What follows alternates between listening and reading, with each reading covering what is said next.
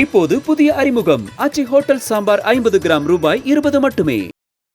சென்னை தலைமைச் செயலகத்தில் தமிழ்நாடு இயலிசை நாடக மன்றத்தின் சார்பில் நூலாசிரியர்கள், நாட்டிய கலைஞர்கள், நாடக கலைஞர்களுக்கு முதலமைச்சர் மு.க.ஸ்டாலின் நிதியுதவி வழங்கி வருகிறார். கூடுதல் விவரங்களை செய்தியாளர் பாரிகார்த்திக் வழங்க கேட்கலாம். பாரிகார்த்திக், இந்த நிகழ்வு குறித்த முழு விவரம் என்ன?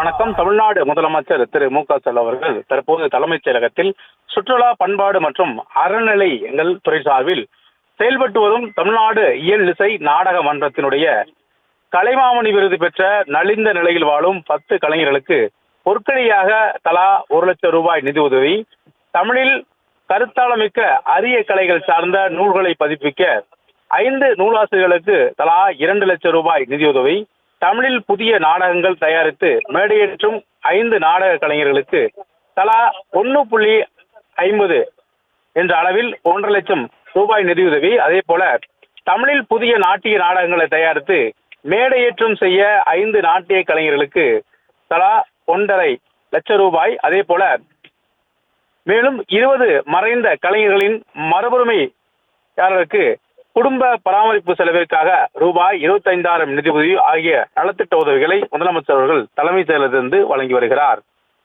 இப்போது புதிய அறிமுகம் ஆச்சி ஹோட்டல் சாம்பார் 50 கிராம் ரூபாய் 20 மட்டுமே.